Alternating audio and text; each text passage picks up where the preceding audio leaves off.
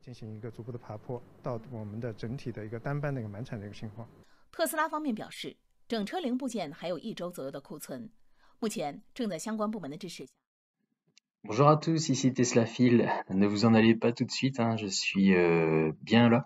Je vous mets ici en fait en live la vidéo que j'ai récupérée des infos en Chine. Et donc on obtient plusieurs informations par rapport à cette vidéo. Je la mettrai en entier avec tous les commentaires en chinois à la fin pour ceux qui comprendraient éventuellement le chinois, parce qu'on a des informations qui sont plutôt intéressantes. Quoi qu'il en soit, donc comme je vous l'avais supposé et annoncé, la Gigafactory de Shanghai a réouvert donc aujourd'hui, le 19 avril.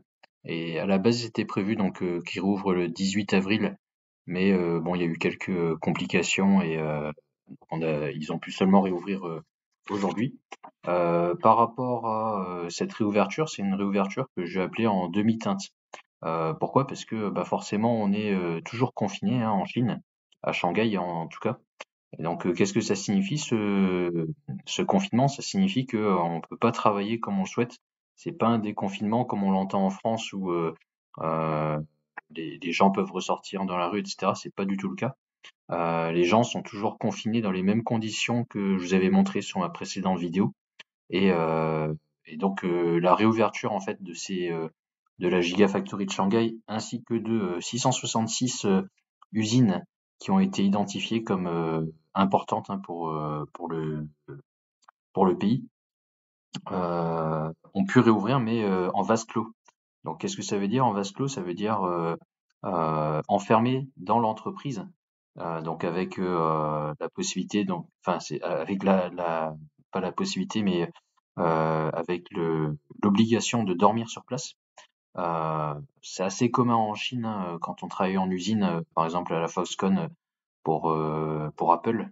Bah, il y a généralement des dortoirs et donc on recrute pas mal de personnes des campagnes chinoises pour les ramener en fait dans les grandes villes.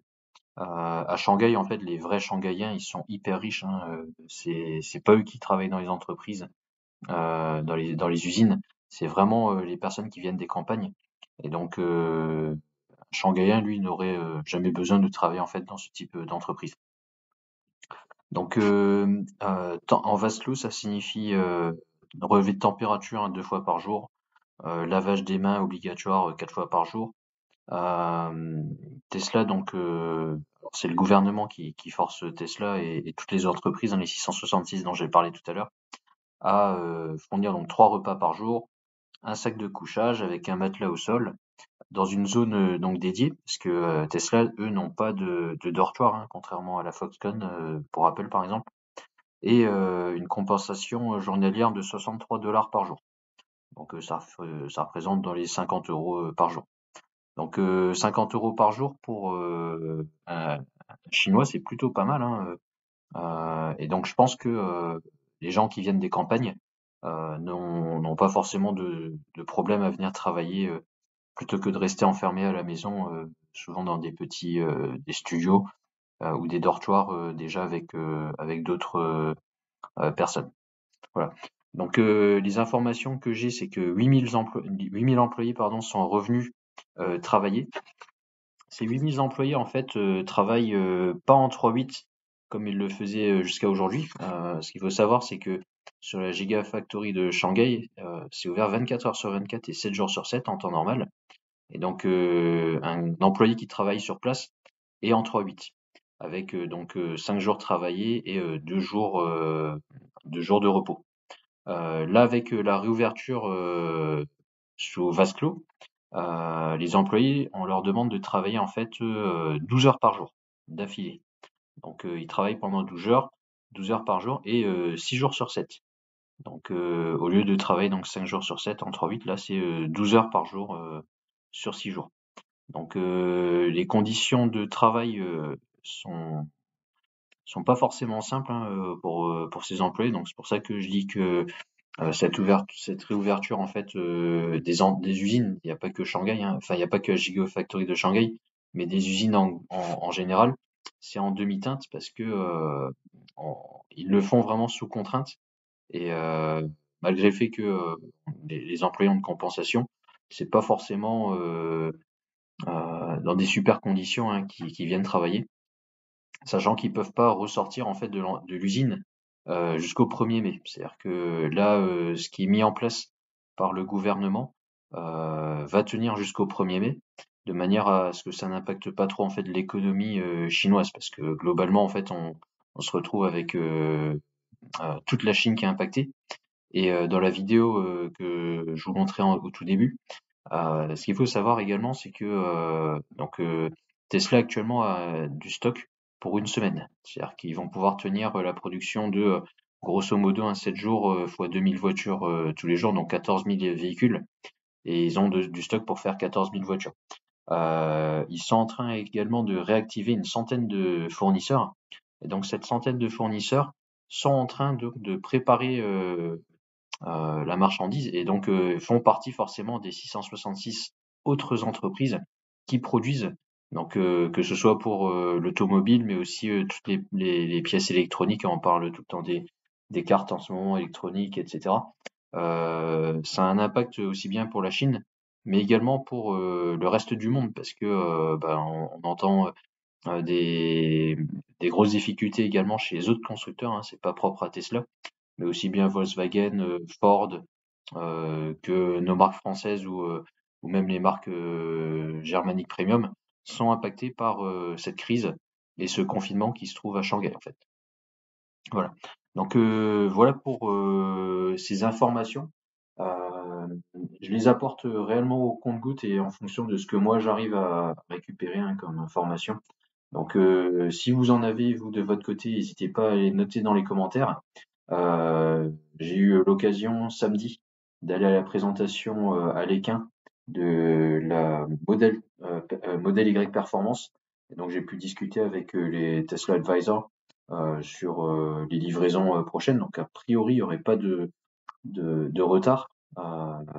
Et pour moi, il y aura forcément du retard parce que là, on sait qu'il y a à peu près 40 000 voitures qui ont été qui ont pas été produites en fait pendant ce confinement de Shanghai.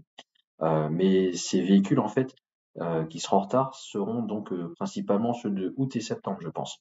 Celles de mai et juin sont plus ou moins déjà produites et étaient prêtes à rentrer dans les bateaux. Donc pour ceux-là, on aura quand même un retard parce que les bateaux aujourd'hui ils sont pas encore partis. Hein. Ils sont même pas encore dans les bateaux, ils sont même pas chargés. Donc il y aura du retard dans tous les cas. Pour quelqu'un qui avait une livraison pour le mois de mai, il faut plutôt espérer pour le mois de juin. Et il se peut qu'il y ait un décalage pour que ceux qui devaient être livrés au mois de juin seraient même peut-être livrés, je me pose la question, en juillet, alors que normalement c'est pas la période de livraison. Mais il y aura forcément un décalage des bateaux, il y aura pas plus de bateaux qui vont circuler parce que Shanghai n'a pas pu livrer les voitures à temps. Voilà, donc ça c'est les informations que j'ai. Il faut en tenir compte qui ont revendu déjà leur voiture ou qui sont plutôt en attente de vendre leur voiture. C'est une information importante parce que du coup vous allez peut-être être impacté forcément par ces décalages. Donc regardez, ça va également jouer sur pour les personnes qui veulent en acheter une.